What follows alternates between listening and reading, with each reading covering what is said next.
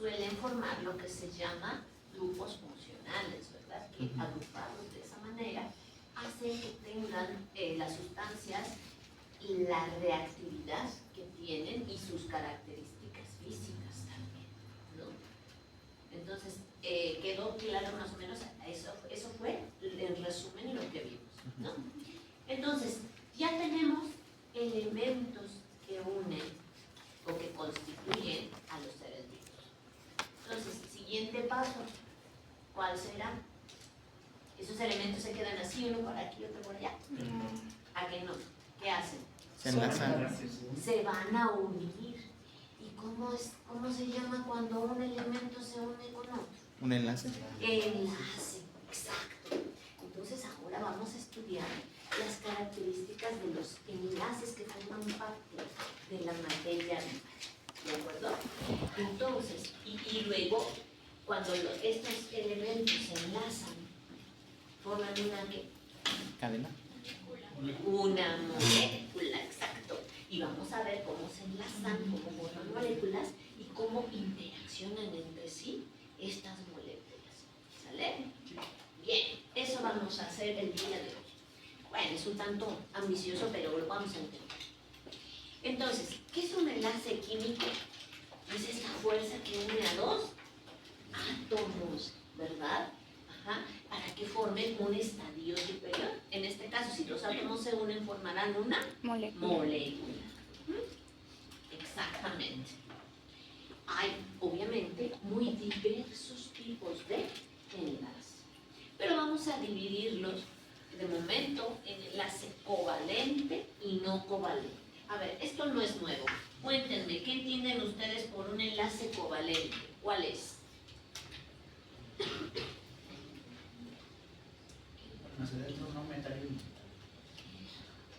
Oh, a ver, sí, pero no se llama covalente porque sea, es decir, hay otros enlaces covalentes que son neutrales con metales. ¿Un enlace covalente busca la estabilidad de los elementos? A ver, en general, chicos, vamos a, bueno, ya no tenemos este tema por la cuestión de que cortamos el curso, pero existe aquello que se llama termodinámica, ¿no? Y entonces, los enlaces, siempre que se unan las moléculas, va a ser para que formen algo más estable. Entonces, eso es correcto, pero no es, digamos, como característico de los enlaces covalentes, es lo que quiero decir, pero es correcto. Se van a unir siempre estos átomos para formar algo más estable, como una molécula, como un cristal. Es cuando un átomo comparte electrones con otro. Exacto.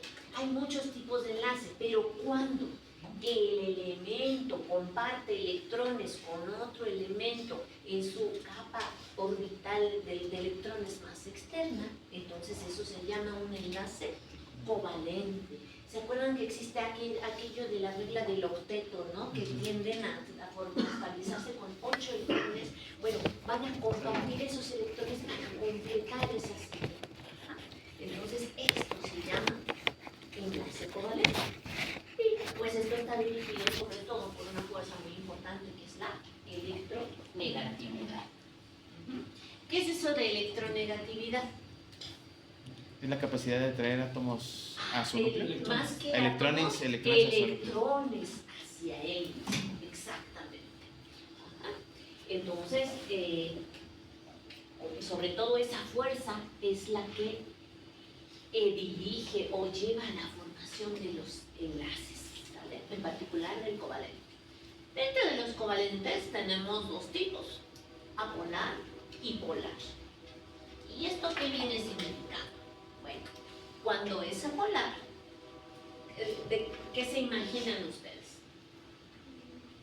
Que no hay una diferencia de Exacto, salud. Eso es correctísimo, pero quiero que lo conceptualicemos bien, lo visualicemos.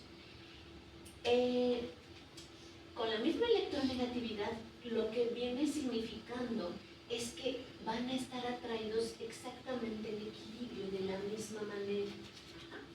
Entonces, a lo que voy es, no tiene que ser exactamente el mismo elemento, pero sí pueden estar atraídos con la misma fuerza. Entonces, así como que todo está en equilibrio, bien sano, ¿no? Y por eso, por ejemplo, llegamos a tener, cuando esto es así, cosas muy estables, y esto se nota porque, por ejemplo, la molécula queda en el mismo plano, ¿de acuerdo? Entonces, la atracción se recompensa exactamente con la repulsión que se genera al estar los electrones cerquita y ser del mismo signo, y entonces se forma algo muy estable. ¿Estamos de acuerdo? Eso es un enlace covalente apolar, porque el resultado es no hay carga en ningún lado. ¿Qué pasa con el polar? Ahí sí las fuerzas son diferentes. Alguien tiende a jalar mucho más y alguien tiende a ceder más. Entonces, el que jala más electrones, ¿qué pasará con él? Se vuelve negativa. ¿Quedará con una carga de qué tipo? Negativa. Negativa, exacto. Y el que tiende a donar, ¿con qué carga quedará? Positiva. Positiva. Entonces, no es precisa, bueno, sí, pero a lo que quiero llegar es que no es precisamente que tengan una carga neta, pero sí se genera una carga. El ejemplo que les pongo, el agua. Fíjense bien. Obviamente el oxígeno es bastante más electronegativo. Entonces, ¿qué hace él? Pues jala. Entonces, estos puntitos son como la nube electrónica que le está jalando hacia él, por eso está aquí mucho más pronunciada.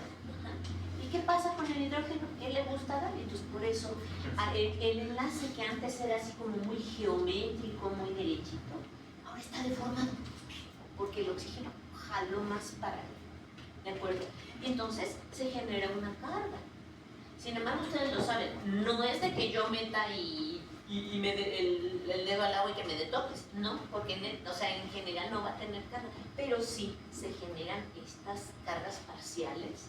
Ajá. Y por eso, vamos a ver el tema con super extensión, pero por eso es capaz de conducir la corriente eléctrica, por ejemplo. Ajá. Entonces, si se nota, sí expliqué con claridad la diferencia entre el polar y el no polar. ¿Sí? Perfecto. Muy bien. Entonces, como les decía, esto altera la geometría del enlace. Ajá. Entonces, cuando está atraído con la misma y es polar y todo está así como muy bonito, pues establecen estos ángulos de enlace, ¿no? La cuestión con la que jala y el otro se repele forma un ángulo de enlace de una forma. Pero si la atracción es diferente, entonces se altera la geometría de la molécula. Tanto es así, por ejemplo, que podemos llegar a que en un doble enlace carbono-carbono, por ejemplo, la cuestión queda toda en un mismo plano y ya, pero ¿esto qué significa? Que el ángulo es tal que no permite que rote sobre él mismo, ¿de acuerdo? Queda así fijo, ¿no? Entonces, por eso esto de la fuerza y alterar la geometría del enlace, pues altera obviamente las propiedades de la molécula, porque no va a ser lo mismo las propiedades que tenga un enlace doble que está en un mismo plano que no puede moverse, a las que tiene un enlace sencillo que él sí, entonces reaccionará de forma muy diferente a lo que lo hace un doble enlace, ¿no? Entonces, eso, esta polar y no polar altera la geometría de la molécula y por supuesto sus propiedades. ¿Estamos de acuerdo? Entonces, imagínense algo así, ¿no? Cuando la nube electrónica es como de la misma densidad, está así como que tiene su forma. Pero cuando es muy grande la diferencia de electronegatividad, entonces así como que se alarga, ¿no? Y se distorsiona. ¿Sí? Este es el objetivo de esta diapositiva, para ponérselos con más claridad. Entonces, ¿qué tanto se va a deformar? Pues depende de la diferencia, sobre todo de electronegatividades. O sea, se ve la representación de cómo se altera la geometría. Exactamente.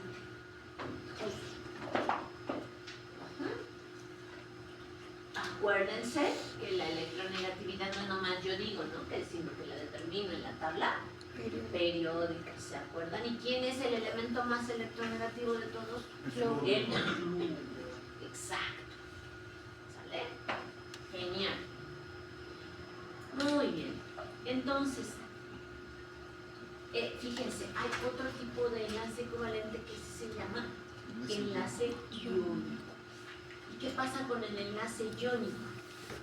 Pues en este caso no comparten precisamente, sino que pasa Transfieren. que uno se lo da al otro para que, o sea, no comparten, sino se lo cede para que formen parte de la nube electrónica del otro. Entonces, ese sí es, digamos, por carga, ¿no? Y entonces, es así la atracción es totalmente electromagnética. ¿Estamos de acuerdo? Entonces, se va a establecer entre los iones. Ajá. Pero sí se ve la diferencia entre uno y el otro. Excelente. Ajá. Y entonces, en el caso de un enlace iónico, ¿quién o cómo le hacemos para saber qué tan fuerte o qué tan débil es este enlace iónico? ¿Qué cosa lo dirige, lo rige? Pues como es un enlace iónico y fuerzas electrostáticas, pues aquello que ustedes conocieron en algún momento que se llamaba ley de Coulomb, ¿se acuerdan? ¿De qué depende la atracción del enlace entre esas dos cargas, como dice la ley de Coulomb? ¿Qué dice? Pues que depende de la magnitud de las cargas, ¿verdad? Y que depende de la distancia que los separa. Eso decía en pocas palabras la ley de Coulomb, ¿no? Se sigue por esta es la fórmula, pero en este caso lo que me interesa es que se den cuenta de que eso va a ser directamente proporcional a ¿qué? A la magnitud de las cargas e inversamente proporcional a la distancia que los separa. Entonces, en el caso del enlace iónico, la carga es importante, pero también el tamaño, ¿verdad? Digamos, de nuestro ion, porque eso hace que estemos más lejos o más lejos. Entonces, esta es únicamente de atracción electrostática. ¿Y qué pasa con los enlaces que no son covalentes? ¿Por qué nos vamos a dedicar? Porque si se fijan, a ver, díganme una cosa, ¿cómo se imaginan el enlace covalente? ¿Así como muy fácil de romper, muy debilucho? Por supuesto que no, si están compartiendo electrones, al contrario, es de los más fuertes que podemos tener. Y entonces cuando no son covalentes, los enlaces son muchísimo más débiles. Ajá. Y así es nuestro tema, de hecho, de enlaces débiles. Pero ¿por qué nos interesan los enlaces débiles o enlaces no covalentes? Bueno, porque nos permiten lo que no permitirían los enlaces covalentes. Porque el enlace covalente dice, bueno, voy a compartir electrones, a ti te faltan, a mí también, y entonces compartimos.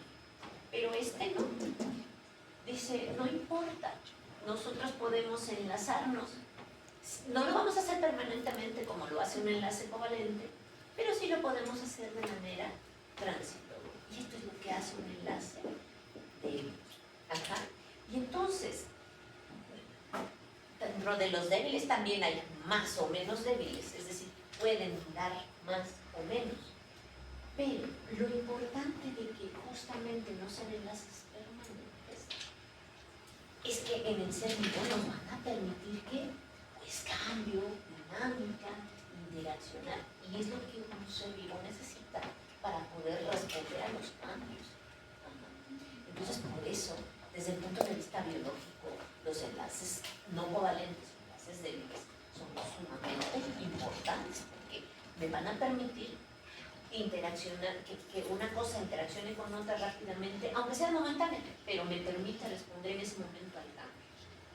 Y además, me conviene que no sea permanente, porque si esa condición que me llevó ahí cesa y ya me quedé así, pues ya no puedo, ¿verdad? Entonces, por eso los enlaces débiles son muy importantes desde el punto de vista biológico. ¿Estamos de acuerdo? Entonces, generalmente los enlaces fuertes se dan intramoleculares, ¿no? O sea, entre dos moléculas, pero los débiles son dentro de la propia molécula. ¿Estamos de acuerdo? Generalmente. Ajá. Entonces, ¿por qué los estudiamos? Porque mientras los enlaces fuertes son aquellos que mantienen como unida en la molécula y son más fuertes porque necesitan, al enlazarse disminuye la energía y por lo tanto son más estables. ¿Qué pasa con los enlaces débiles?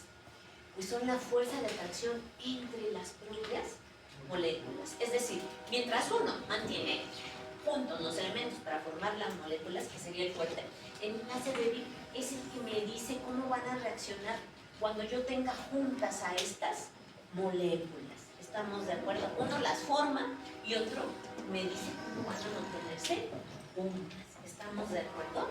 Ajá. Y por lo tanto, estos enlaces son responsables, según los que se establezcan, de las propiedades físico-químicas del compuesto del que estemos nosotros hablando. Ajá. Y por supuesto, son diferentes, se ven afectados de forma diferente por las cosas. Sobre todo, estos son muy dependientes de otros factores, como por ejemplo la temperatura. Ajá. Bueno, ya le vamos a ir viendo personas de las diferencias. Ajá. Entonces, vamos a estudiar este tipo de enlaces como cuáles son estos, como el dipolo instantáneo, el dipolo inducido, como dipolos, ajá, como puentes de hidrógeno, ion dipolo. Todos esos los vamos a estudiar. ¿Qué significa Punto de fusión y punto de ebullición. Es lo que les decía que afecta sus propiedades físicas como el punto de fusión, como el punto de ebullición. Ok, entonces, mientras los enlaces fuertes o enlaces químicos son no dependientes de temperatura, mucho más fuertes, y como se tienen que compartir los electrones, ¿cómo se imaginan que es la distancia para establecerlos? Muy pequeñita, ¿no? Tiene que estar bien cerquita, ¿sí o no? En cambio, los enlaces débiles o intermoleculares, estos son muy dependientes de la temperatura, son más débiles, fíjense, bastante más, del orden de 100 veces más débiles. Ajá. Y como la interacción es diferente, por ejemplo, por iones, por hidrofobicidad, por otras cosas, entonces la distancia que se necesita es menos. Pueden estar más lejos para establecerse estos enlaces. ¿Estamos de acuerdo? Ajá. Muy bien, son las principales diferencias. Ajá. Entonces, estos no son más que los tipos de enlaces débiles que vamos a estudiar. Ajá. Mientras que los enlaces fuertes son, como les dije, el iónico, el covalente, etc. Los otros que vamos a estudiar son muy diferentes, ¿no? Como el puente de hidrógeno, como el ion dipolo, como dipolo instantáneo, dipolo inducido, dipolo-dipolo, etc. Vamos a ver las diferencias. Ajá. Pero esto es para que se imaginen, fíjense, estos cómo mantienen a los átomos unidos y vean cómo están pegaditos, chiquitos, y vean aquí cómo establecen distancias y cómo aquí básicamente son igualitas las moléculas y vean aquí cómo están las nubes electrónicas distorsionadas. ¿Estamos de acuerdo? ¿Sí? Va.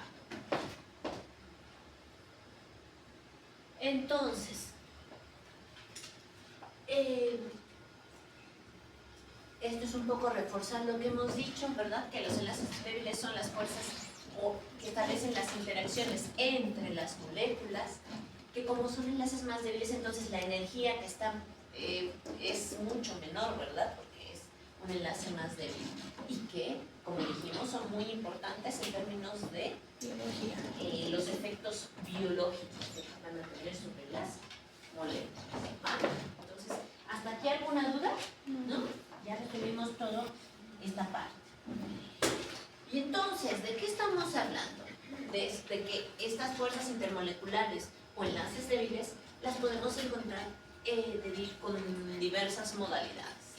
Cómo interaccionan dos iones, o un ion con un dipolo, o un ion con un dipolo, pero que nosotros provocamos, por eso se llama dipolo inducido. Ajá. Como por fuerzas hidrofóbicas también se orientan las moléculas de alguna forma. Ajá. Un caso especial del dipolo va a ser los puentes de hidrógeno, y eso va a ser muy importante, por eso le vamos a dedicar mucho tiempo. Ajá. Y todas estas a veces también se les conoce como fuerzas de Van der Waals también, ¿de acuerdo? Entonces, cuando nosotros oigamos eso, automáticamente sabemos que es un enlace de tipo D. Sale las fuerzas de Van der Waals. ¿Sí? Todos esos. ¿Ok? Entonces, dentro de todo, por supuesto, vean, bueno, voy a regresar para que vean, notemos un detalle acá. Fíjense que esto no está puesto a capricho, es decir, estos están más cerquita o más lejos o más lejos. Ajá. Entonces, a lo que voy es que dentro de los débiles, bueno, hay de débiles a débiles dentro de ellos, ¿no? Entonces, y eso está en función de qué? Pues de la fuerza con que estos se vean atraídos. Entonces, aún no siendo enlaces fuertes, entre mayor sea la fuerza de atracción, van a ser más fuertes las uniones. Entonces, por ejemplo, dentro de los enlaces débiles, el puente de hidrógeno es mucho más fuerte que, por ejemplo, el dipolo transitorio o con ellos, o aún un dipolo permanente. Entonces, por así que hay de débiles a débiles. ¿Estamos de acuerdo? Vale. Y entonces, ay maestra, pero ¿de qué me habla? O sea, así de esto que tiene que ver conmigo. Ajá. Bueno, para que vean cómo así interaccionan las moléculas. Por ejemplo, ¿se acuerdan que hablamos de los grupos funcionales? ¿Este grupo qué era? Una cetona, ¿verdad? ¿Y cómo interacciona con el agua? Estas rayitas nos indican generalmente puentes de hidrógeno. ¿Ah? ¿Cómo es que interacciona un alcohol con el agua? Ah, pues aquí está, tengo mi alcohol con un H, con moléculas de agua, también establece puentes de hidrógeno. Ajá. El éter también. Ajá. O no solo con agua, por ejemplo, una amida, esta era una cetona, ¿verdad? Y esta era una amida. ¿Cómo van a reaccionar? Pues estableciendo este tipo de enlaces débiles. Ajá. Entonces, no es algo que nos imaginemos, sino que realmente ocurre en los compuestos. Va. Más ejemplos. Y es bien importante, ¿no? Por ejemplo, fíjense,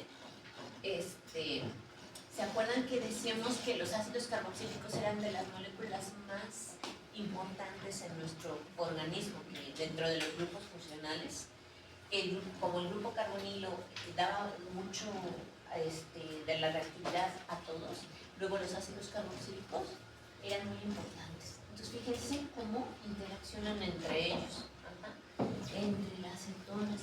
O si han visto, seguramente, aunque no lo hayan entendido del todo, que luego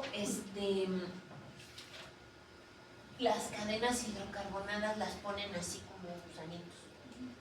Bueno, es que es por esto, ¿no? O sea, no es solo así de, ay, voy a simplificar. Bueno, sí, nosotros sabemos que aquí hay un carbono y que estas son uniones y que lo que no está es porque son hidrógenos. Pero más allá de eso, es que de esta manera, por los enlaces, es como van a interaccionar. Así queda ¿de acuerdo? Entonces, para que vean cómo es que los enlaces débiles intervienen mucho. ¿De acuerdo? Entonces, vamos a hablar de estos enlaces débiles o fuerzas de Van der Waals, es un poco lo mismo. Se lo digo porque luego lo pueden encontrar en los libros con diferentes nombres, ¿no? Entonces, pero lo importante es que tenemos que los átomos se van a acercar y aunque es de una manera muy débil, pero van a crear una atracción, si bien no es específica, sí es una una fuerza que puede llegar a estabilizar la molécula. Entonces se establecen fuerzas que atraen y fuerzas que tienden a dispersar. ¿De acuerdo? Y entonces es así como se establecen estos enlaces de... Ajá.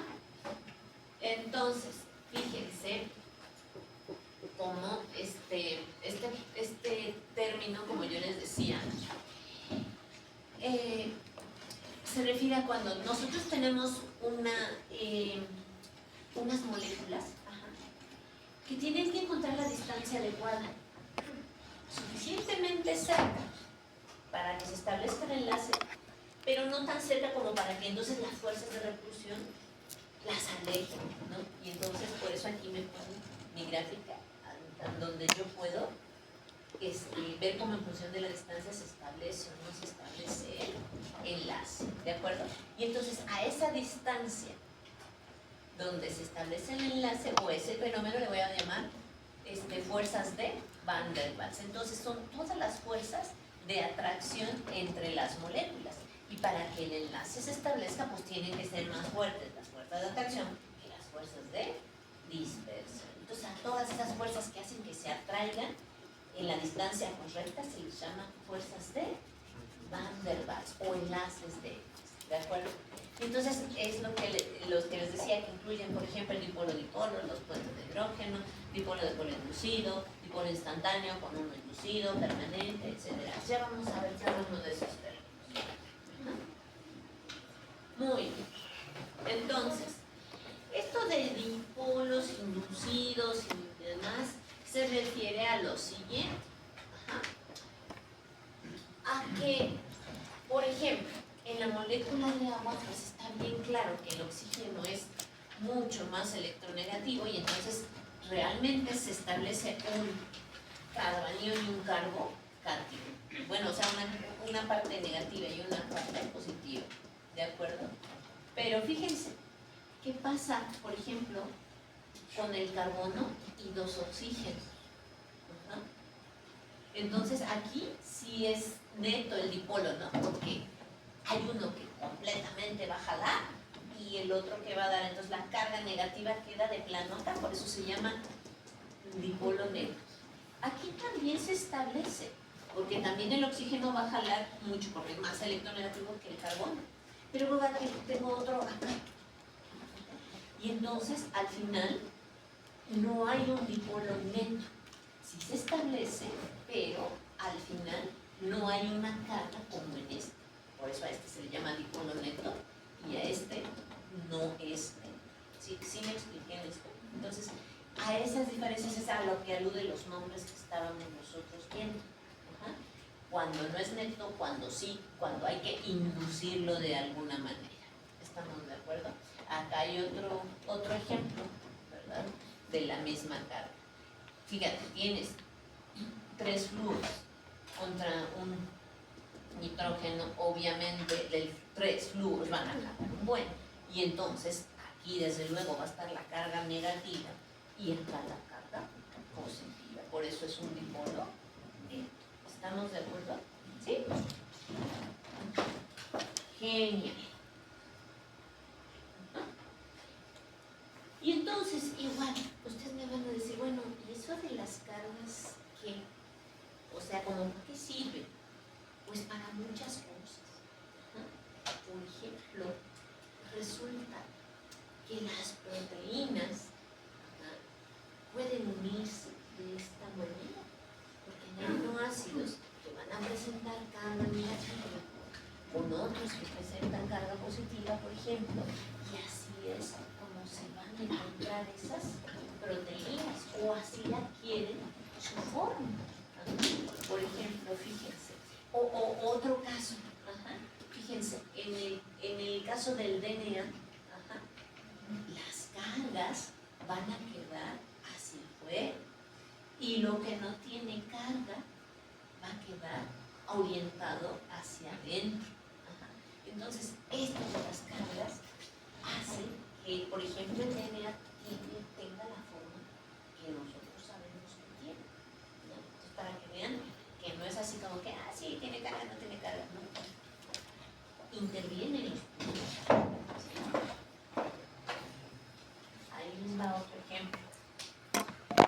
por ejemplo, aquí fíjense, esta enzima es muy famosa, sobre todo entre los microbiólogos, se llama ribulasa bisfosfato carboxilasa. Entre los cuates le llamamos rubisco. Ajá. Pero si es una carboxilasa, ¿ustedes qué creen que haga? Pone CO2, ¿verdad? Carboxila da carbono a partir de un CO2. Entonces fíjense cómo hace rubisco. Ajá. Como el CO2 tiene una carga negativa, ¿no? ¿Se acuerdan que quedamos que el oxígeno va a jalar porque es más electronegativo que el carbono? Y del lado del oxígeno es donde el rubisco va a unir a, por ejemplo, a la proteína del lado de la lisina que tiene carga positiva. Y a su vez, el CO2 es atraído acá para poder carboxilar, porque acá hay un magnesio que tiene carga positiva y entonces se une con el oxígeno. ¿De acuerdo? Entonces, ven como, por ejemplo, para que el rubisco pueda hacer su trabajo, necesita o intervienen en su acción estos enlaces. ¿Estamos de acuerdo? ¿Sí? Ok. Con esto lo único que quiero darles es ejemplos de la importancia que tiene todo esto, ¿no? Y fíjense, tanto es así que cuando veamos el tema, pero ahorita nada más les comento.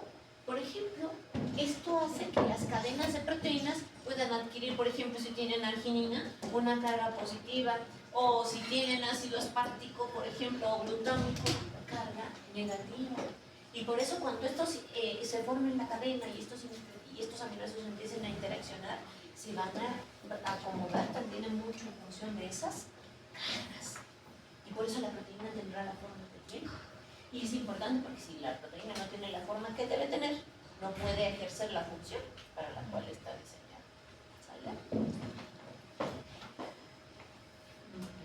Muy bien. Entonces, vamos a ver con ejemplos prácticos esto de los enlaces. Por ejemplo, vamos a empezar por el más sencillo, que es el enlace ion-dipol. Entonces, el mejor ejemplo que hay de este es cómo le hacemos para que se disuelva. Ustedes cuando ponen un poquito de sal en agua, ¿se puede disolver? Sí. Sin ningún problema, más pronto que inmediatamente. Así es, ¿por qué? Porque se establece un enlace ion-dipol. Voy a explicarme. El cloruro de sodio pues está compuesto por dos iones, ¿verdad? El sodio y el cloro.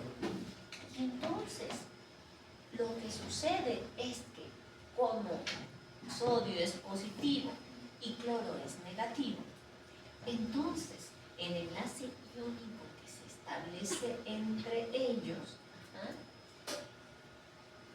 se empieza a ver, se empiezan a ver separados porque es más fuerte la fuerza que ejerce en atracción estos iones hacia el agua. Entonces, fíjense, como el cloro, que es negativo, fíjense, a ver, esta es mi agua. Obviamente, el rojo que es Hidrógeno. el oxígeno y los negritos son los hidrógenos. Entonces, cloruro es negativo. ¿Y como es negativo, qué creen que va a hacer? Atraer al agua. Pero fíjense cómo. Por los hidrógenos. Del lado del hidrógeno. Y entonces, como es grandote y bien negativote, entonces empieza a rodearse de una capa de agua, a lo cual llamaremos esfera de solvatación. ¿De acuerdo? Pero como el agua es un dipolo, eso quiere decir que tiene tanto cargas positivas como negativas. Entonces, ¿qué pasa del lado del sodio? Que sería N. Se empieza a solvatar también, pero al revés, volteado. ¿Por qué? Porque como él es negativo, entonces atrae a las cargas, positivo, perdónenme, entonces se atrae a las cargas negativas. Entonces, fíjense, se rodea de agua igual, pero no del lado de los hidrógenos. ¿Del lado de quién? De los oxígenos. ¿Estamos? Y entonces cada ion se empieza a rodear de su esfera de solvatación y entonces en lugar de permanecer abrazaditos el sodio y el cloro, cada uno se ve rodeado y entonces empiezan a separarse. Por eso se disuelve con tanta facilidad. ¿Estamos? Y es el ejemplo de cómo un ion, ya sea el cloruro o el ion sodio, interaccionan con un dipolo como lo es él. ¿Sale? ¿Quedó clarísimo? ¿Ninguna duda? Excelente. Esto se los puse aquí con este ejemplo para explicarlo, pero no solamente ocurre en soluciones así como del laboratorio, de la casa.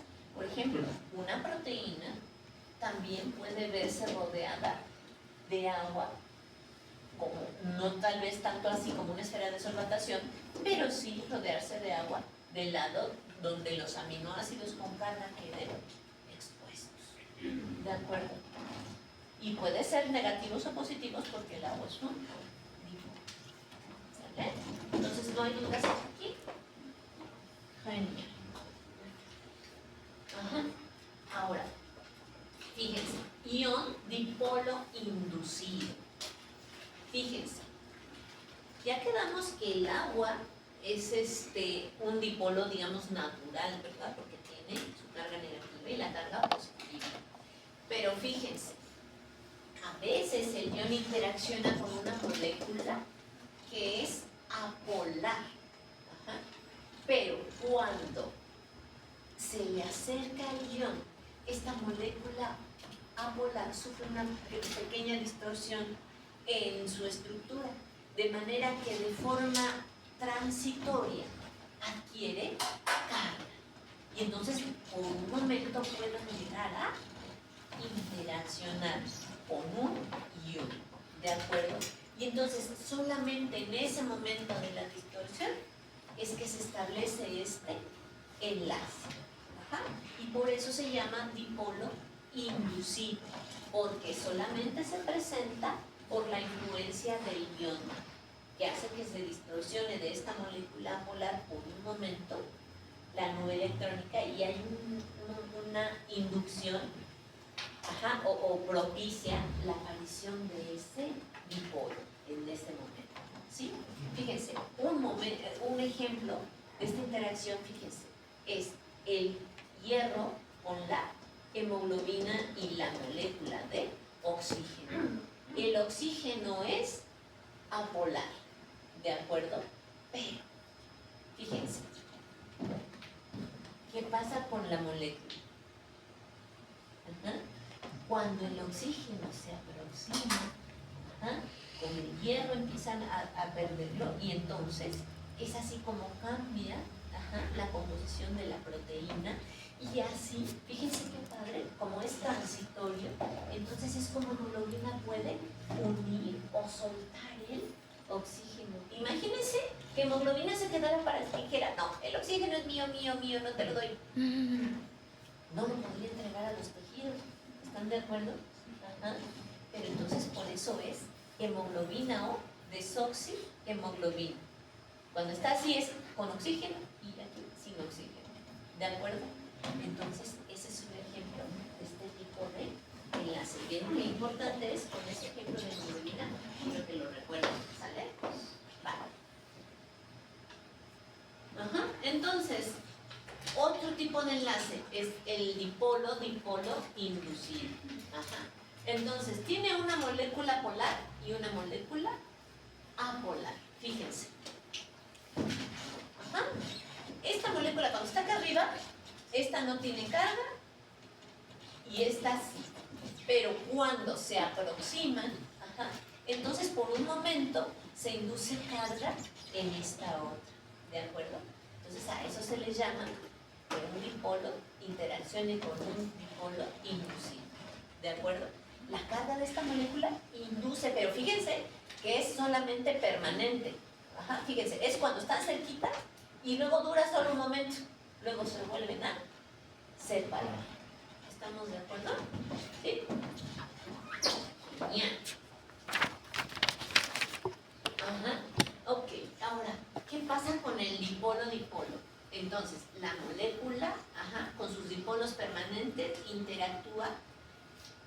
que tiene dipolos permanentes, ¿de acuerdo? Y entonces ahí no hay ningún problema, ¿de acuerdo? O sea, quiero resaltar aquí la diferencia entre dipolo y dipolo y un dipolo con un dipolo inducido.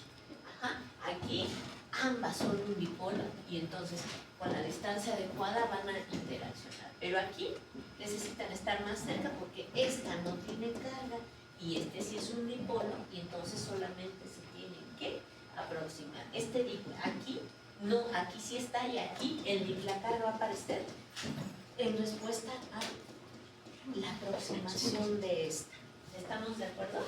¿Sí? ¿Se ve la diferencia? Perfecto. Ok, ahora, fíjense, hay otro tipo de dipolo que se llama dipolo instantáneo, o un dipolo inducido. Esa es a lo que le llamamos también fuerzas de dispersión. Todas las anteriores han sido fuerzas de unión. Ahora, ¿qué hace que se dispersen? Estas que se llaman enlaces dipolo instantáneo, dipolo inducido. Ajá. Entonces, es entre dos sustancias que básicamente no tienen carga. Ajá. Y entonces siempre pues van a ser no polares, pero la nube electrónica se va a distorsionar por efecto de la proximidad múltiple. Entonces, hasta ahorita, ¿qué habíamos visto? Que una tenía carga y otra también, o una no tenía carga, pero la otra no y lo inducía. Pero ahora estamos hablando de dos sustancias apolares. ¿Sí se fijan la diferencia? ¿Sí? Y entonces, estas son apolares, pero entonces van a adquirir carga únicamente por su proximidad.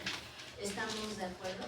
Entonces, por eso es que como solamente es como resultado de la cercanía, eso únicamente dura un momento, un instante. Por eso se llama dipolo instantáneo.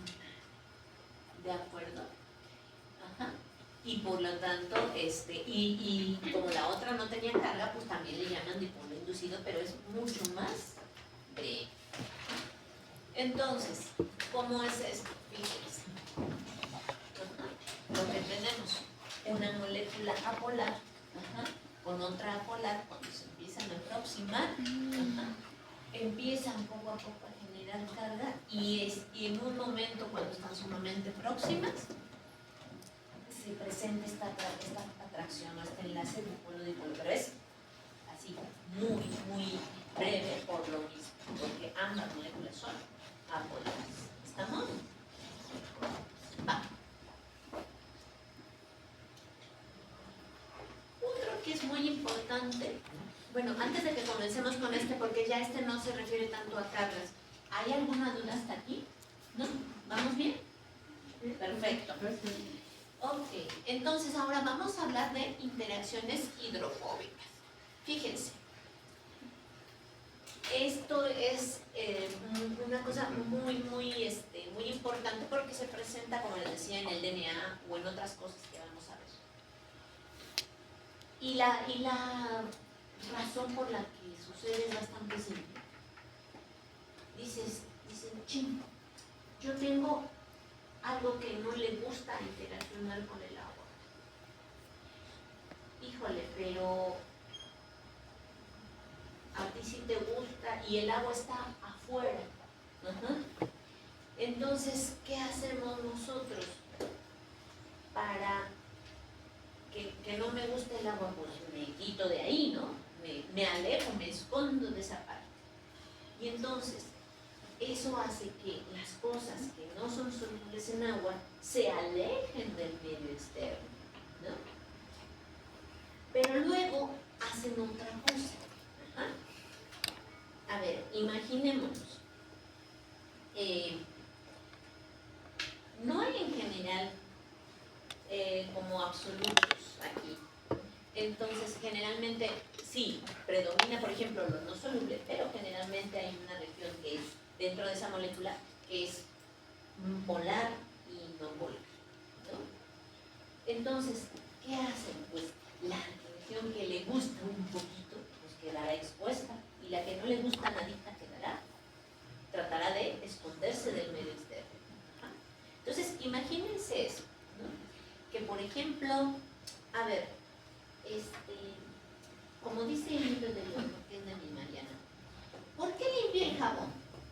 ¿Ustedes saben por qué limpia el jabón o cómo le hace un jabón para limpiar? Se adhiere a la grasa. ¿No? Se adhiere a la grasa. Se adhiere la grasa, pero nada más a la grasa. ¿Podría ser a la superficie también? Bueno, hace varias cosas, pero a ver, se los voy a explicar como dice el libro de Mariana. ¿Por qué limpia el jabón? Dice, es que el jabón tiene dos partes, unas cabecitas y unas colitas. Y dice, a las cabecitas les gusta el agua y a las colitas no les gusta, a las colitas les gusta la mugre. Así dice. Pero porque es. Y entonces, pues, las colitas se pegan a la mugre, pero como a las cabecitas les gusta el agua, entonces empiezan a estar en contacto y así es como va, digamos, despegando la mancha. Por darles una. Entonces, imagínense que nosotros fuéramos así, como que a nuestra cabecita le gusta el agua, pero a lo demás no nos gusta el agua. Ajá. Imagínense, entonces, ¿qué haríamos? Si este es el medio externo, imagínense como que nos acostamos así, ¿no? Y entonces quedo para allá afuera mi cabecita, pero para acá todo lo demás. Pero no nada más estoy yo, sino que están ustedes también y todos somos igualitos. Y entonces todos decimos, ¡chin! Tenemos que protegernos del agua, todos queremos estar acá. Y entonces somos muy listos. Y decimos, mira, imagínate que tú también te vienes para acá donde estoy yo y se ponen a mi lado y entonces también queda su cabecita para allá, para el agua y lo demás orientado para acá. ¿Ah? ¿Sí se lo imaginan? Sí. Pero entonces somos muy listos. Y entonces yo le digo, oye, fíjate, si yo me quedo así, tu cabecita, mi cabeza está rodeada por completo del agua, y aunque me gusta, pues no tanto, ¿no? Y tu cabeza también está rodeada por el agua completamente. Y entonces, ¿qué tal que nosotros hacemos así y nos juntamos? Y entonces, como nos va a envolver a los dos, el agua, en general, vamos a quedar menos expuestos porque ya no me rodea a mí toda ni a ti toda, sino que vamos a compartir. ¿Sí me explico? Entonces, eso hace las moléculas. Se tratan de agrupar para entonces quedar menos expuestas. Si están solitas, están más expuestas que si están unidas. ¿Estamos? Bueno, eso pasa. ¿En qué casos? Por ejemplo, en la formación de una membrana. Si han visto luego hasta las portadas de los libros, cómo dibujan una membrana. Pues así, ¿no? Como con pliegues. Ajá, pero luego tiene una cabecita, ¿no? Y esa cabecita, fíjense, sería lo azul, lo que queda hacia afuera, ¿no? ¿Y qué queda hacia adentro? Lo que está así como ajá. Y por eso, y además, dibujan a una, a que no. No. Son muchas pegaditas. Pues por eso. Entonces, fíjense, esas fuerzas hidrofóbicas hacen que se forme una membrana que tenga esa forma. Ajá. Esas fuerzas hidrofóbicas hacen que en el DNA tenga esa forma. Porque fíjense, tenemos en los ácidos nucleicos, ¿no? Acá tenemos un azúcar, un fosfato y una base nitrógena. Y entonces, ¿qué pasa? El fosfato que tiene carga va a quedar hacia afuera de mi doble hélice. Y por eso las bases, que es lo menos polar, queda hacia adentro. Así se lo imagino. Por eso. Y por eso, a ver, ustedes se forman, cuando yo tengo moléculas como las que les dije, que tienen una parte polar, que sería esta, la cabecita, y la colita, que es no polar, que acabamos de decir,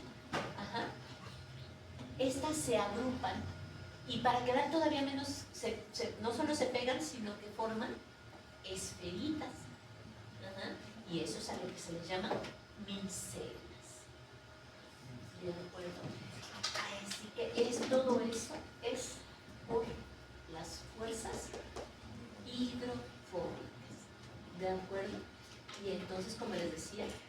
eso hace que la proteína se pliegue de alguna manera o el DNA tenga otra. Entonces, ven qué importante es la hidrofobicidad, que hace que se orienten de cierta manera. ¿Sí? ¿Quedó clarísimo? Sí. Excelente.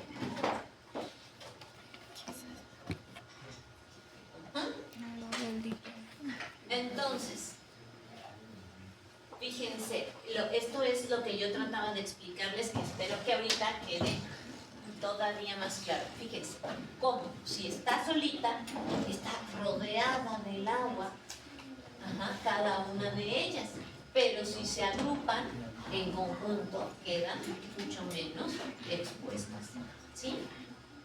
¿Quedó claro? Esto es lo que les quiero representar. Y por eso esta hidrofobicidad hace que ellas tiendan a juntarse. ¿Sale? Ok, ¿alguna duda de lo hidrofóbico, chicos? ¿No? Genial. Bueno. Vamos a hablar ahora de otro tipo de enlace súper importante, que es el enlace por puente de hidrógeno. Fíjense bien. Este se genera cuando tenemos un átomo de hidrógeno que se une covalentemente. Fíjense, el hidrógeno está unido covalentemente a otro que es muy electronegativo. Entonces, ¿qué pasa con el oxígeno? Que tiene, ¿cuántos que tiene? 6 electrones, ¿no? En su campo orbital externo, ¿sí o no? Y entonces le faltan. Y entonces dije, no, ya se juntó el hambre y las ganas de comer, porque viene hidrógeno y lo completa. O sea, esta unión es covalente. Entonces, lo que quiero que diferencien es eso. La unión entre estos es covalente. Pero ¿cómo se unen? Pero el puente de hidrógeno es cómo se unen estos dos, para que no me confundan, es lo que quiero que quede claro, ¿no? No solamente es con oxígeno, por ejemplo, el amoníaco. El nitrógeno obviamente es muchísimo más electronegativo y también establece enlaces covalentes para unirse, pero entre ellos se unen por medio de enlaces por puente de hidrógeno. ¿Estamos de acuerdo? Entonces, si bien ellos están unidos por un enlace covalente, entre ellos interaccionan por medio de este enlace de Entonces, este enlace es muy importante porque si bien es un enlace muy débil, se establece con mucha facilidad. Entonces es muy abundante. Entonces contribuye a mucho de la cohesión entre las biomoléculas.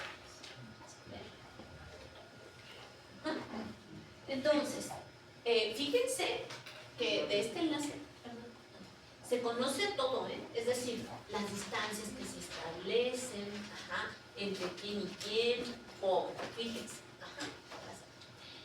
Entonces, la distancia que hay en el puente de hidrógeno normalmente es de 3 Armstrong. Imagínense 3 Armstrong, es bien chiquito.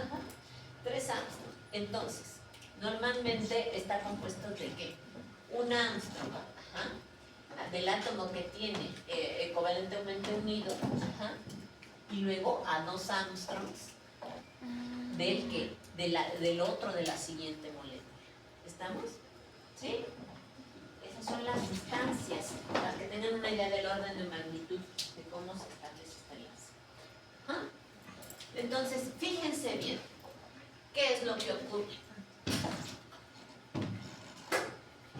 Tengo mi molécula de agua, que entonces aquí tiene un hidrógeno, y entonces viene y se une con otra molécula de agua por el lado del hidrógeno. ¿Estamos? Pero les digo que este se establece con mucha facilidad. Entonces, no es esta molécula se unió con esta y ya. Una molécula de agua, ¿cuántos enlaces puede formar? 4, claro.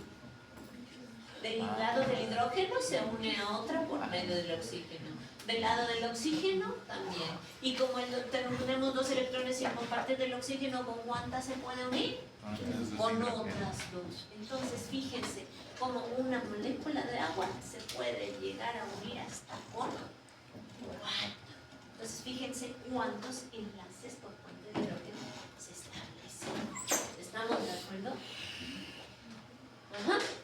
Ahora, esos enlaces no solamente ahorita les hablé del agua, pero se establecen en muchos casos. Por ejemplo, fíjense, esto es una proteína. Ajá. Son los aminoácidos. Ajá. Es nuestra alfa hélice de la proteína. Ajá.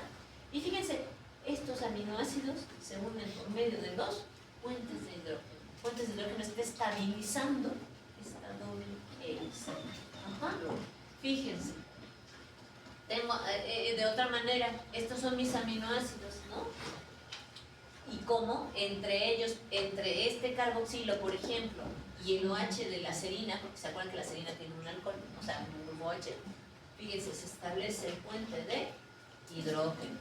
Ajá. Entre lisina, que tiene un NH3, y el carboxilo negativo del aspartico, establecen otro enlace por puente de hidrógeno. Ajá. Entonces, vean cómo no nada más en el agua, sino en muchos compuestos es sumamente importante. ¿Estamos de acuerdo? Fíjense. Acá. ¿Qué creen que es esto? ¿De qué tiene cara? Claro,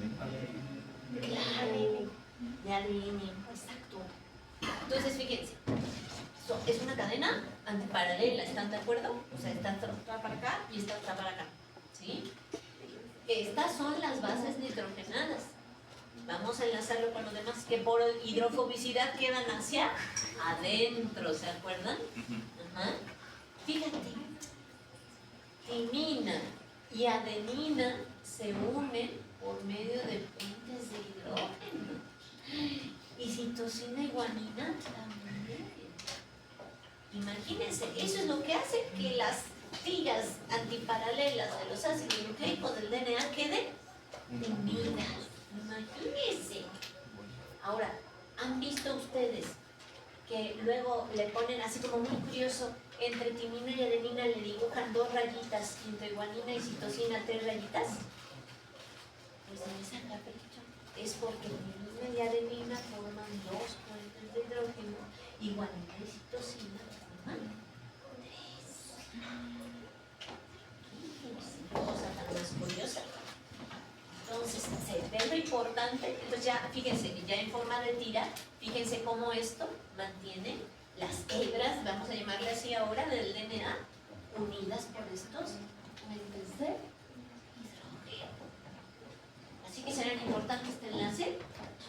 Yo creo que sí. Yo diría. Ajá. Muy bien. Entonces, vamos a hacer así como un resumen con los amigos de Bu y su banda. Entonces, Mike Kozlowski dice que quiere que nos acordemos que las fuerzas que unen a las moléculas, ajá, van a determinar sus propiedades. Ajá. Y que entonces podemos tener enlaces fuertes para formar la molécula, como el enlace covalente, fíjense, está compartiendo electrones, o el enlace iónico que por carga lo está estableciendo. Ajá. Pero eso es las intramoleculares para formarlas. Ahora, una vez formada la molécula, entre ellas se mantienen unidas por enlaces débiles. ¿Ah? Como cuál es el dipolo-dipolo, el puente de hidrógeno, el ion-dipolo inducido, ajá, el dipolo-dipolo inducido, con las fuerzas de Van der Waals y todos los que vimos. ¿Estamos de acuerdo? Y si ustedes se fijan, con detalle, aquí el proyector no ayuda mucho, pero sí representa, ¿no? Por ejemplo, fíjense, el dipolo, el ion-dipolo, es como el cloruro de sodio que vimos, ¿verdad? Como el ion está rodeado de los dipolos, ¿se acuerdan? Ajá. El puente de hidrógeno, como está mucho más cerquita y está orientado por las cargas, lo negativo se une a lo positivo. Ajá. Y o sea que este dibujo sí está representando las características del enlace, véanlo con detalle, ¿sí? ¿Y qué más tenemos? Bueno, nuestro amigo del ojo único dice que este es el ion dipolo, y que se produce entre una sustancia que es un ion como el cloruro de sodio y una sustancia que se une por enlaces covalentes, pero que es polar como el agua, ¿de acuerdo? Bien. ¿Qué más dice nuestro amigo? Y es de la Bu, y dice Bu que no se asusten cuando vean el enlace dipolo-dipolo, que es cuando tengo dos moléculas que potencialmente pueden tener carga, que se van a aproximar y entonces establecer un enlace simplemente por su proximidad y su carga, como por ejemplo el ácido clorhídrico.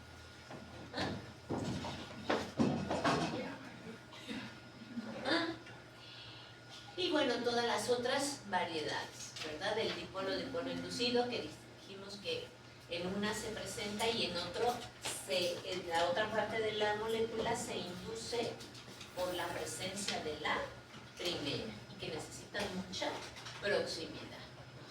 Y las fuerzas de dispersión, que tengo una molécula no polar con otra no polar que al aproximarse en un dado momento, por un pequeño instante, llegan a unirse por su carga. ¿De acuerdo? Entonces, ¿dudas hasta aquí? ¿No? ¿Lo prometen? Bueno. Y ya hablamos del caso particular de los puentes de hidrógeno. La atracción, que generalmente se ponen así como con esta especie de guiones, y cómo se enlazan. ¿De acuerdo? Entonces, ¿dudas hasta aquí? ¿No?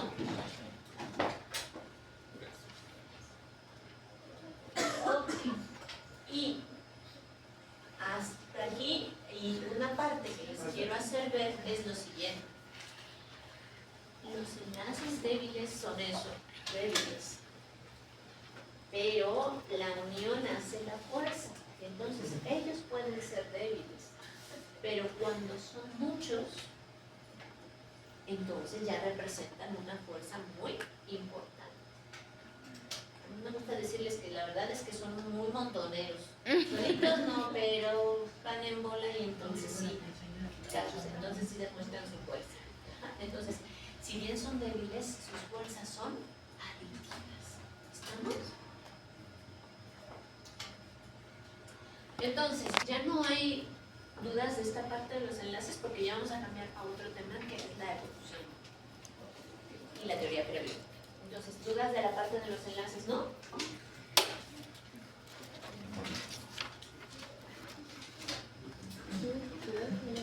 Excelente. Entonces, fíjense, ya teníamos los elementos. Luego estos elementos se unieron y formaron a las moléculas. Y luego vimos también cómo interaccionan entre ellas mismas con los enlaces débiles. Pero ¿cómo pasamos de moléculas, que es a donde vamos, a tener seres vivos? Ese es un salto muy grande. ¿Cómo es que pasó eso? Bueno,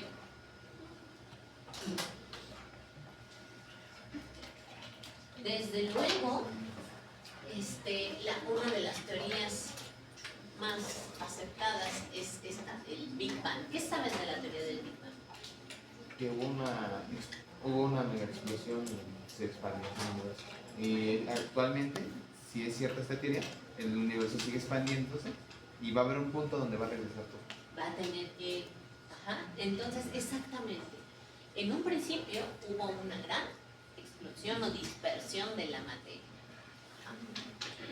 Entonces, obviamente, cuando esto ocurrió, la temperatura era muy elevada. Y entonces la materia era diferentísima como nosotros la conocimos, ¿no? Sobre todo porque había una gran cantidad de radiación. Entonces eso hizo que hubiera partículas elementales. Pero luego la temperatura disminuyó Y como resultado de esa disminución de temperatura y esa continua radiación, empezaron a aparecer los núcleos de los átomos. Ajá. Y aparecer electrones libres, y así irse provocando la formación de diversas moléculas, sobre todo de los primeros elementos, como del carbón, entre otros. Ajá. Bueno, aunque primero obviamente el más sencillo, ¿no? El de un electrón, ¿quién era? Pues el hidrógeno, pero no estaba como hidrógeno, ¿no? Sino estaba como su isótopo, ¿no? Porque era con radiación. ¿Estamos? Va.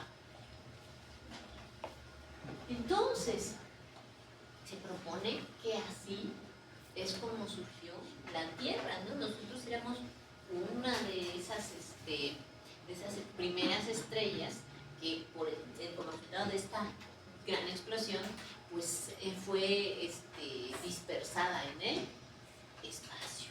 Ajá. Entonces, pues los campos gravitatorios fueron recogiendo los resultados de esa explosión, y entonces así es como se supone que se formaron los planetas y las galaxias. ¿Cómo se llama nuestra galaxia hoy? La Vía Láctea, ¿verdad? Estamos nosotros. Ajá.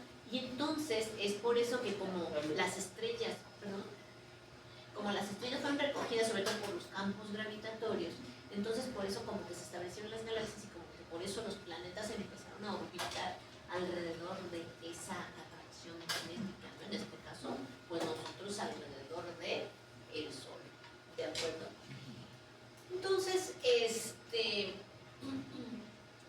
cuando surgió la Tierra, entonces la atmósfera pues no estaba como nosotros la tenemos ahora, ¿no?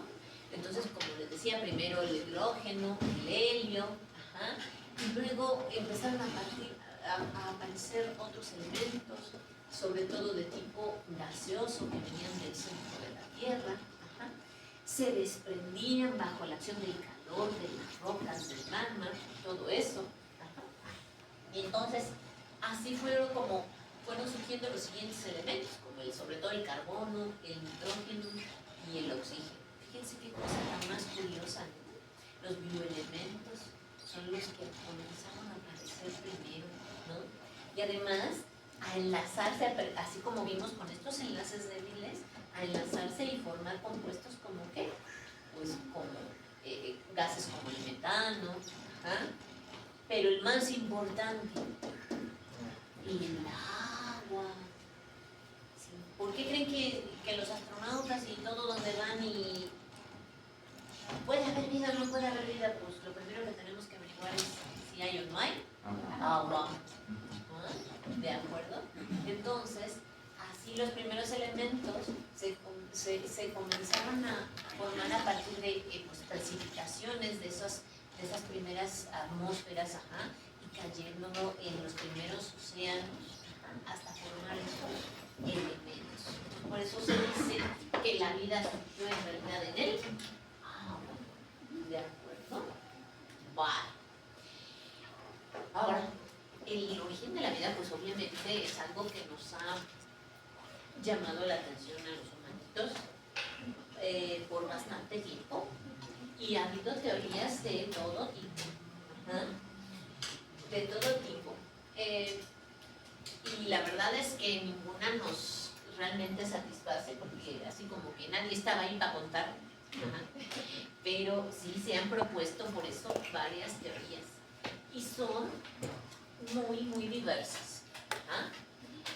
Esto es, y no se crean, es decir, a lo mejor el día de hoy les puede sonar así como ay, ridículo, ¿de dónde tuviste esa idea? Pero piensen que surgieron en etapas y en estados de conocimiento de la época, ¿no? Entonces, no eran descabelladas esas ideas. Por ejemplo, la de la generación espontánea, ¿no? Así de, pues la vida surgió espontáneamente a partir de la materia orgánica. ¿Ah? Y como les digo, piensen que no era nada descabellados al no tener herramientas que hoy se tienen para analizar esto, ¿no? Y por eso la apoyaron gente nada, por decirles algo así, nada no científica o nada ignorante, ¿no? Por ejemplo, Aristóteles. Anton van Leeuwenhoek. ¿Saben qué hizo Leeuwenhoek? Es el creador del microscopio, exactamente. Entonces, como que tontito no creo que fuera, ¿verdad? Yo creo que no. Spallanzani también trabajó mucho con los microorganismos. Ay, ese libro es fantástico. Ojalá tengan la oportunidad de leerlo. Se llama Los cazadores de microbios. A lo mejor ya lo leyeron en la vocacional, ¿no se lo sacaron? En la seco. No, sí, la escondí. Es buenísimo, bueno, yo se lo recomiendo, la verdad es que yo lo disfruto mucho.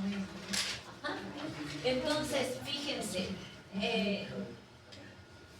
con su conocimiento, Ovidio, que era muy escaso en esa época, dijo, pues fíjate que después del diluvio alguien sembró piedras y estas se transformaron en personas y en animales.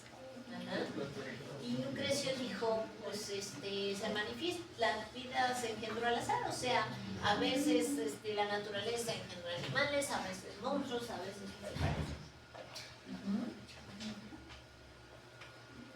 Y Virgilio, con base en lo que había observado, dijo, fíjate que las abejas nacen cuando, a partir de las entrañas de un toro, si tú al toro muerto le partes de las entrañas, con ciertas técnicas puedes hacer que nazcan abejas.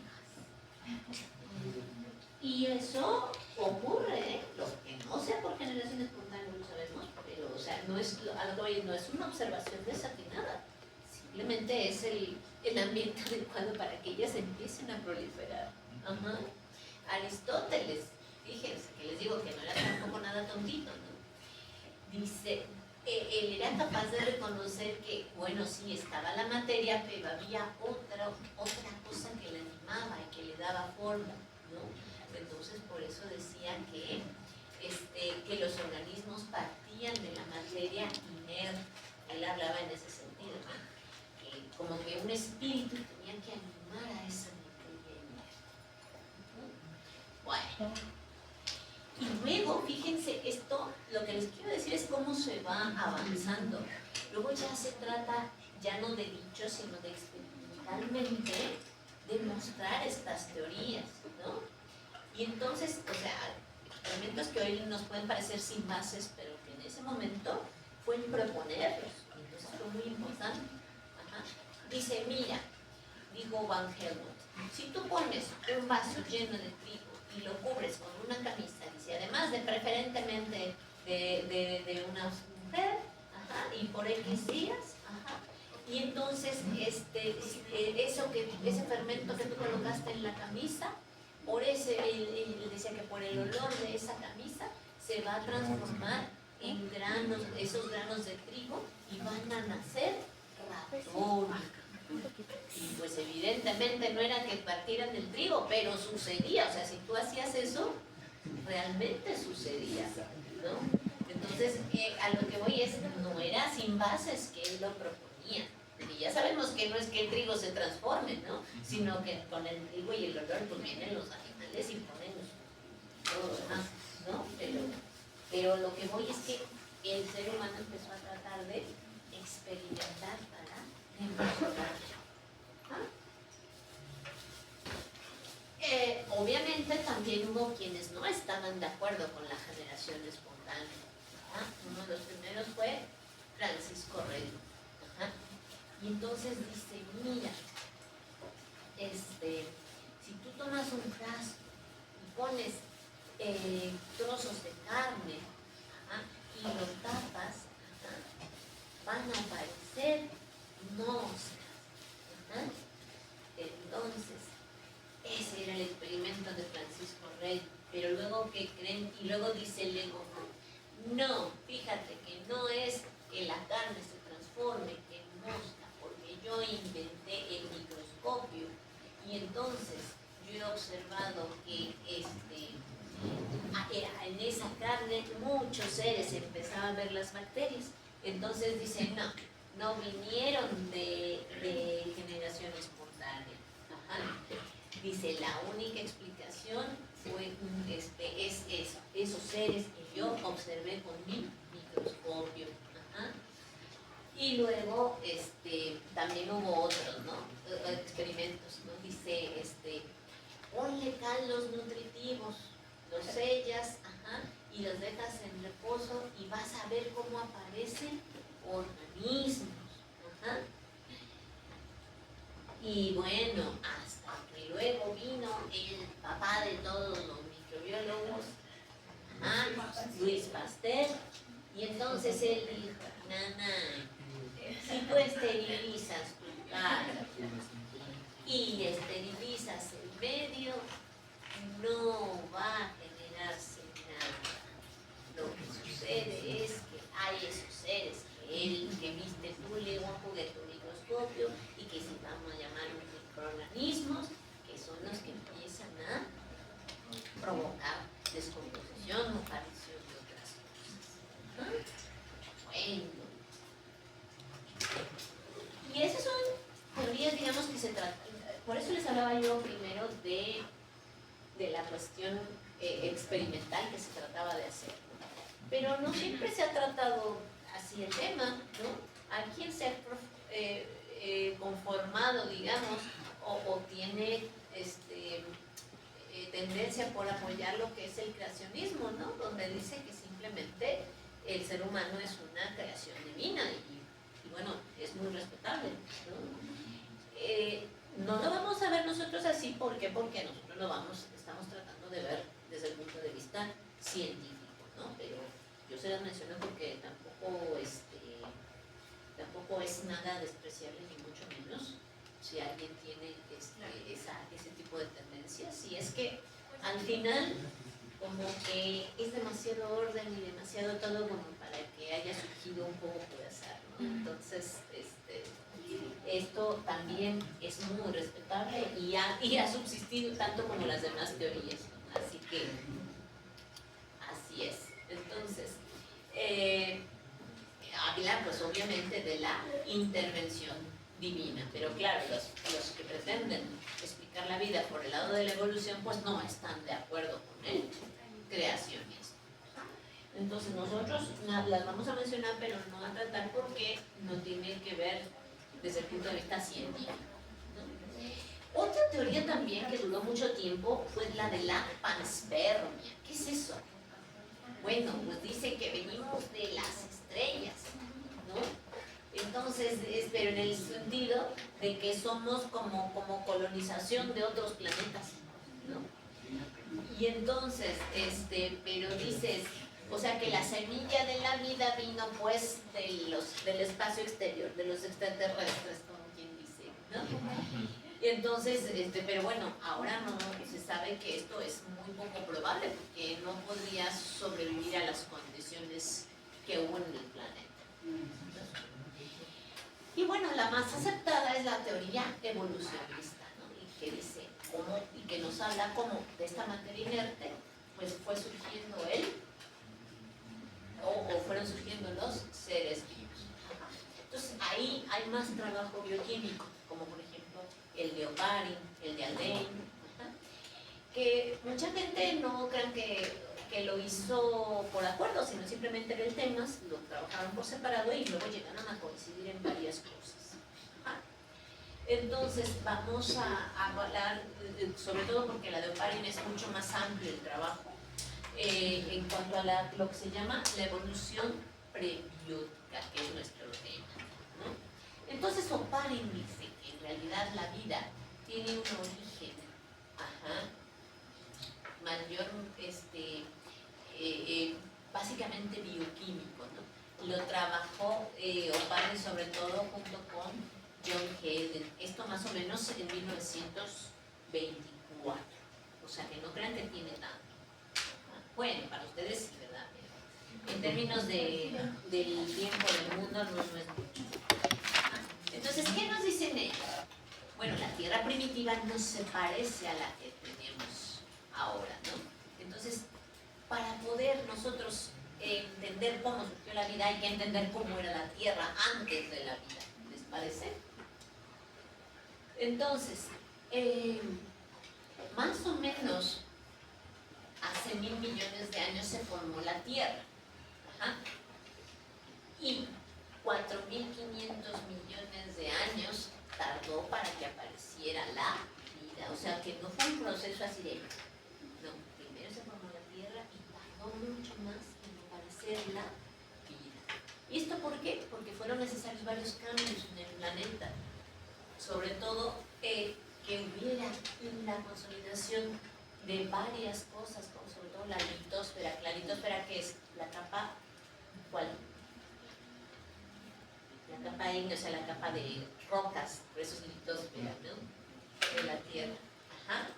Entonces, sobre todo, también que aparecieran ciertos gases para que pudiera surgir la materia, sobre todo como el CO2, el nitrógeno en menor proporción, amoníaco, azufre, entre otros.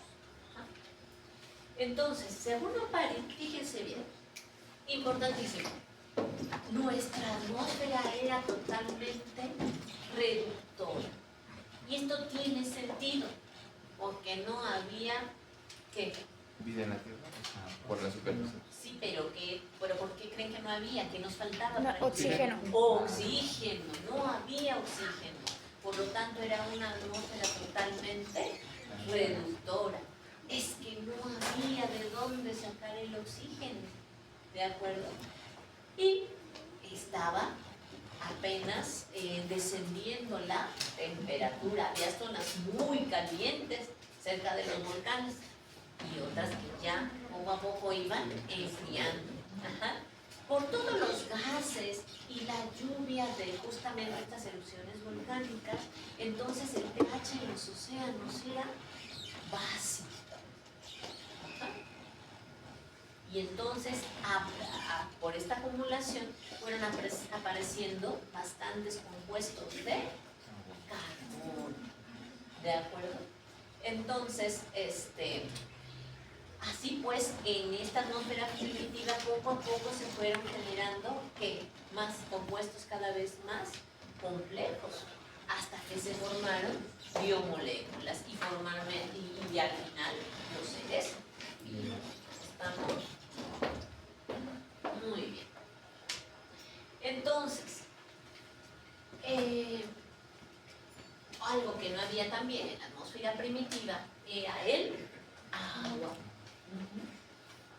Por eso era exactamente bastante reductora, porque el oxígeno en general al final se generó ¿de qué? De la fotolisis del agua, ¿no? Entonces, por eso era muy importante que hubiera el agua. Entonces, era muy parecida solamente, entonces, han encontrado que esta atmósfera es muy semejante a la que hay hoy en día en otros planetas, como por ejemplo Venus o Marte. Por eso, ¿sale?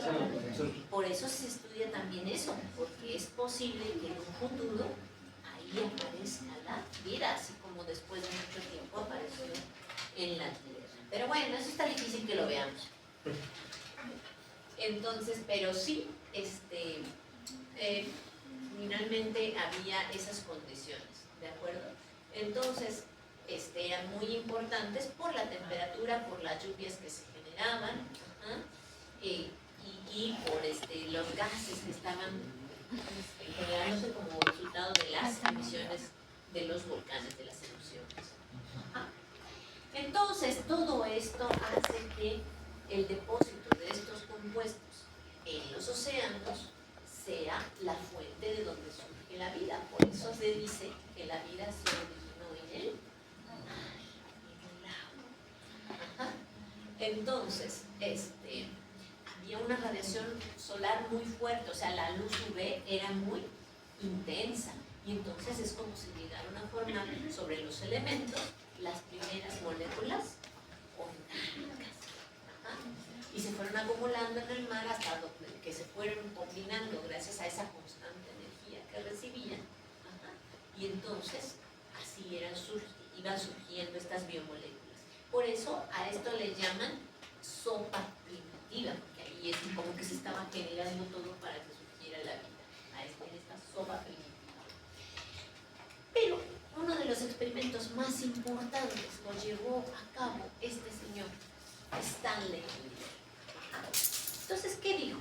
Mira, yo voy a demostrar si que esto ocurrió o no ocurrió. Vamos a simular las condiciones que nosotros pensamos que tenía la Tierra hace más o menos 3.500 millones de años. Entonces, ¿qué hizo él? Creó su aparato, ahorita lo vamos a ver. Puso la mezcla de gases que él pensaba que había en esa atmósfera primitiva, por ejemplo, metano, amoníaco, CO2, etc. Fíjense, le quitó todo el oxígeno porque decíamos que la atmósfera era reductora. Y entonces montó su experimento tratando de reconstruir ese medio ambiente, ¿no? Y entonces lo que hicieron es, vamos a recrear esto y vamos a ver si en verdad en esta sopa primitiva empiezan a aparecer biomoléculas, como cuáles, como los aminoácidos, como los nucleótidos, como los carbohidratos. ¿De acuerdo? ¿Cómo era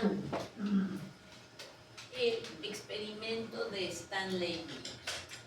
Ajá. ¿Y por qué estamos hablando de este experimento de Stanley Miller? Porque es en el que se basa esta teoría o la síntesis prebiótica. ¿Por qué se llama síntesis prebiótica? ¿A qué les suena eso?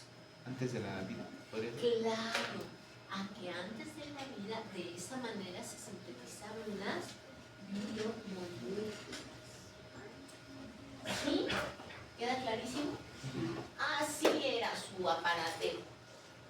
Ajá. Entonces, esto simulaba el océano, con las temperaturas, había vapor de agua, estaban los gases, ajá, es por eso le llaman a este compartimento atmosférico, ajá, se le irradiaba con también luz UV y todo, y aquí en esta llavecita se tomaban las muestras para ver qué iba surgiendo, sobre todo si a partir de esto que pusieron ellos, que fíjense era hidrógeno, metano, amoníaco, iban a poder surgir biomoléculas como carbohidratos, aminoácidos, etc. ¿Por qué nos interesa eso? Pues porque si sabemos que esas biomoléculas se forman, según el siguiente paso en la evolución es los seres vivos, pero primero tienes que tener biomoléculas, por eso teoría prebiótica, ¿sale? Así que este experimento es el que hizo Stanley Miller. ¿Sí quedó claro, chicos? ¿Vamos bien hasta aquí? Ok. Entonces, una vez que según ellos se generan estas biomoléculas, también proponen, por ejemplo, para la formación de antecesores de sistemas vivos, o le llaman las protocélulas. Ajá. Entonces, también les llaman coacervados. John Giovanni le llaman así, coacervados. Ajá. Entonces, es la formación de como estas primeras membranas y donde se llega a ocurrir reacciones químicas que empiezan a polimerizar. Ajá. Y entonces así se supone que estos son los antecesores que evolucionaron hasta las células vivas. ¿De acuerdo? Ajá. Y entonces, fíjense, también otro que propuso algo semejante es Fox, pero no nuestro presidente, otro Fox. Entonces, pero fíjate, él dice, si pones a hervir en agua estos protenoides, o sea, polímeros que se obtienen al calentar estos aminoácidos, vas a tener algo parecido a las células actuales. Entonces, tiene sentido, porque si tú hierves esto, surgen cosas similares a las células. Bueno. Entonces, en sí, pues, ¿qué es esta teoría de la evolución prebiótica? ¿Qué nos dice? Pues que el origen de la vida parte primero de materia no viva, como vimos, ¿verdad? Ajá. Y entonces, en un ambiente de condiciones primitivas que ya sabemos cómo era, ¿verdad? Que era reductor, alta temperatura, mucha luz, los océanos, etc. Y entonces empezaron a aparecer así las primeras moléculas orgánicas, ¿de acuerdo? Sobre todo porque las condiciones eran fuertemente reductoras. Ajá. Y estas moléculas fueron evolucionando hasta que dieron lugar a seres cada vez más complejos y apareció la vida. Ajá. Eso es lo que dice la teoría prebiótica. ¿Sí quedó claro, chicos?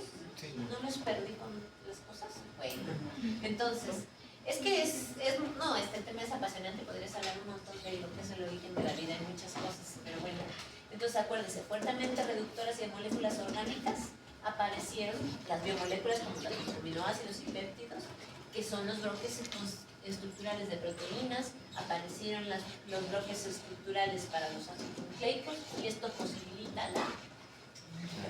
¿De acuerdo? ¿Sí? Entonces, esto es como un resumen de lo que es la teoría prebiótica. ¿Sí, Pi? Wow. Entonces, es un poco lo mismo, pero aquí vámonos más allá.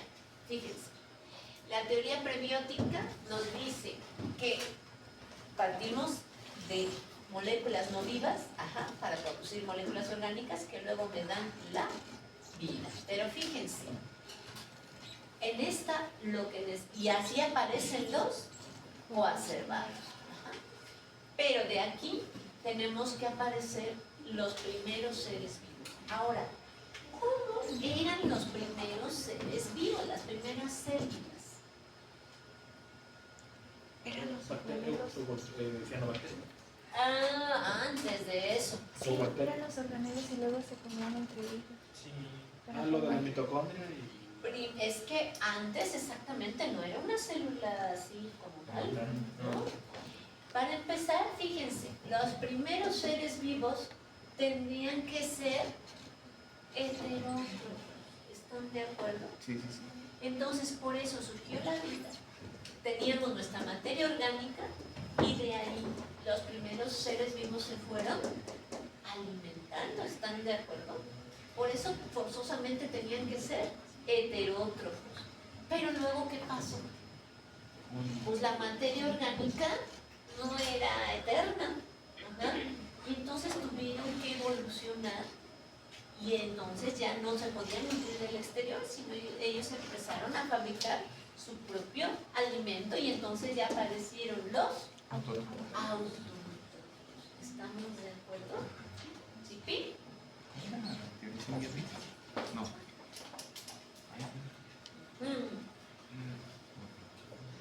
Entonces, no solo las biomoléculas y todo esto evolucionan, sino también los seres vivos evolucionaron hasta que aparecieron las células.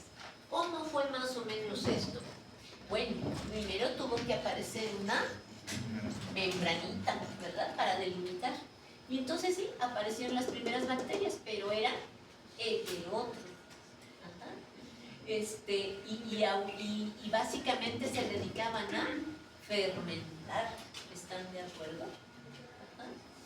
Pero luego, entonces, se agotaron los nutrientes, tuvieron que evolucionar salud y ser capaces de realizar fotosíntesis. Pero fíjense, ¿por qué esto es tan importantísimo? Porque si se genera fotosíntesis, ¿cuál es el producto de la fotosíntesis? Claro, entonces empieza la producción de oxígeno y entonces nuestra primera atmósfera, que era reductora, se empieza a tornar oxidante. Y esta entonces, como ya hay oxígeno, entonces ya estas primeras bacterias que obviamente eran anaeróbicas, entonces empiezan a aparecer las primeras bacterias aeróbicas, efectivamente, y empieza el fenómeno de la respiración. Empezamos a poder utilizar el oxígeno para generar energía y entonces se produce CO2, ¿de acuerdo? Y se propone que hubo simbiosis de diferentes células bacterianas, para crear los organelos y así producir la primera célula eucariótica, porque las bacterias son procarióticas. ¿Están de acuerdo? Bien. Entonces, también los seres vivos empezaron a evolucionar, o sea, no crean que surgieron tan como somos, ¿no? Sí, ya vimos cómo evolucionar. ¿Estamos de acuerdo? ¿Sí? ¿Clarísimo? Como Muy bien. Entonces, igual la célula fue cambiando, ¿no? Ajá. ¿Qué es lo que podemos ver acá? Que van apareciendo los diferentes organelos, ¿verdad? Poco a poco. Por ejemplo, cuando empezó a haber el oxígeno, aparecieron las primeras mitocondrias especializadas para poder generar esto, ¿no? Y así, pero fíjense bien. Entonces, quedamos que así es como aparece el primer eucarionte primitivo. Van apareciendo, ¿no? Y unos son autótrofos y otros heterótrofos. Pero esto se propone que los organelos son resultado de una endosimbiosis, o sea, que es como estábamos diciendo hace ratito, como si una bacteria hubiera infectado a la célula y entonces generaron los organelos. Pues más que infección, Se la comió. una simbiosis, una asociación. Exactamente. Ajá. Y así fue como fue evolucionando nuestra celulita y apareciendo ya los organelos cada vez más especializados. Pero aquí lo que quiero resaltar, como los primeros eran anaerobios, entonces fíjense lo que apareció primero: las membranitas, el núcleo, retículo endoplásmico para generar proteínas, etc. Y ya posteriormente, cuando cambiaron, entonces aparecieron las mitocondrias, ¿de acuerdo? Y se fueron especializando. ¿Sale? ¿Clarísimo? Va. Entonces, las primeras células eran, para empezar, procariotas, o sea, no tenían núcleo primero, ¿no? Y primero eran heterótrofas, ¿de acuerdo? Entonces, su reproducción y proliferación era con base a los compuestos orgánicos, ¿de acuerdo? Entonces, como eran procarióticas, pues su material genético, o sea, estaba disperso, o sea, no tenían núcleo. Pero luego, algunas células adquirieron por esa simbiosis primitiva la capacidad de sintetizar sus nutrientes. Y como empiezan a respirar, comienza la fotosíntesis y entonces se produce el oxígeno y entonces ya empieza a cambiar todo la atmósfera. ¿Estamos? ¿Sí? Genial. Entonces, la aparición, con esto también lo que quiero decirles es que los organelos no aparecieron nada más como, mira qué chulo, vamos a ponerle una mitocondria, vamos a ponerle un núcleo, ¿no? Sino que para que esta célula pudiera evolucionar, ¿qué fue necesario? Pues que fuera capaz de realizar ciertos procesos bioquímicos, ¿de acuerdo? Y entonces, es como las células eucarióticas fueron adquiriendo estas propiedades. Entonces, primero, como les dije, aparecieron las que no tenían núcleos, las denominadas procarióticas, pero luego simplemente la aparición del núcleo empezó a mejorar los procesos básicos de las células. Por ejemplo, el fundamental, el de tener el material genético separado. ¿De acuerdo? Entonces, yo estoy segura que esto nada más va a ser un repaso, pero aquí lo que quiero es que las funciones de la célula están, se dice, compartamentalizadas. Es decir, que las estructuras que se encargan de formar la célula, todas tienen una función. ¿Estamos de acuerdo? Por ejemplo, ¿qué hace el núcleo? Contener el material genético. ¿Qué hace el retículo endoplasmático? deja pasar los nutrientes, ¿no? El Bueno, retorno. regula. Más que dejar pasar, transporta. Ah, Y por ejemplo, sí, es cierto, endoplasma. ¿qué hace la mitocondria? Producción de ATP. Ajá, respiración, ¿no? Entonces, así, cada organelo de la célula tiene una función específica, pero esa función específica está asociada a procesos bioquímicos. Ese es el asunto. Ajá. Entonces, lo que les decía que está compartimentalizado, y entonces cada proceso se lleva a cabo en un organelo, ¿de acuerdo? Y entonces los procesos bioquímicos, para que la energía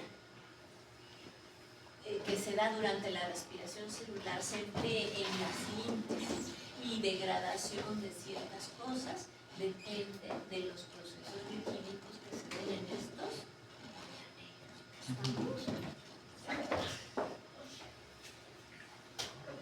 Entonces, por ejemplo, ¿qué hace el citosol? Pues es donde tenemos nuestras reservas, ¿no? Por ejemplo, en forma de gránulos, en el caso del almidón, por ejemplo, o los líquidos, ¿no? Entonces es donde están nuestros materiales para construir. Ajá. Fíjense, en él se lleva a cabo reacciones bioquímicas tanto del anabolismo como del catabolismo. Fíjense, en el citosol, ajá, tiene gran cantidad de proteínas, muchas enzimas. O sea, esto del anabolismo y catabolismo se da ahí porque ahí es donde están las enzimas necesarias para esto. Ajá. ¿De acuerdo? Rutas metabólicas que se dan en el citosol. Glucólisis. Muy importante. Fíjense, si no, no tendría yo energía para mi célula. Entonces, la glucólisis. Ajá. Y también la síntesis, o sea, la gluconeogénesis y glucogénesis. Bueno, ya lo veremos con detalle, pero la síntesis y degradación de carbohidratos, sobre todo aprendan a hacer glucólisis, se da en lugar en el Citosol. citosol. ¿Estamos de acuerdo? Glucólisis, o sea, síntesis y degradación de carbohidratos en el citosol. Las mitocondrias son las encargadas de suministrar la mayoría de la energía que requiere las células en el proceso de respiración. ¿Y por qué? Porque es en la mitocondria donde se produce o se genera el ATP por medio de ciclo de Krebs y fosforilación oxidativa. ¿Estamos de acuerdo? ¿Sí? ¿Clarísimo? Aquí se los marco. ¿Va? ¿Qué pasa con el retículo endoplásmico? Pues se encarga de la síntesis de proteínas, del metabolismo, sobre todo, fíjense, retículo endoplásmico, síntesis de proteínas y metabolismo de lípidos, transporte en la célula. Ajá. A ver, ojo con lo siguiente. ¿Cuántos tipos de retículo endoplásmico hay? Dos. ¿Cuáles son? Liso y rugoso. Y el que está rugoso porque tiene ribosomas. Ajá. Y fíjense, es donde se lleva a cabo la síntesis de proteínas. ¿De acuerdo? Entonces, ¿qué pasa en el retículo endoplasmico rugoso? La síntesis de proteínas. Y en el retículo endoplásmico liso, sobre todo de lípidos y transporte. ¿Estamos de acuerdo? Bueno. ¿Y qué pasa con los cloroplastos? Ayudan a captar la luz solar. ¿Esos son de qué células? Células vegetales. De las células vegetales, ¿verdad? Y entonces están con su pila de monedas enredados en el estroma y que se llaman tilacoides y todo eso ustedes han hasta lo mejor que yo. Y entonces, ¿qué cosa se lleva a cabo en el cloroplasto? La fotosíntesis, claro, fase oscura y fase luminosa. ¿De acuerdo? Entonces, ¿hasta aquí alguna duda? No. No. Entonces,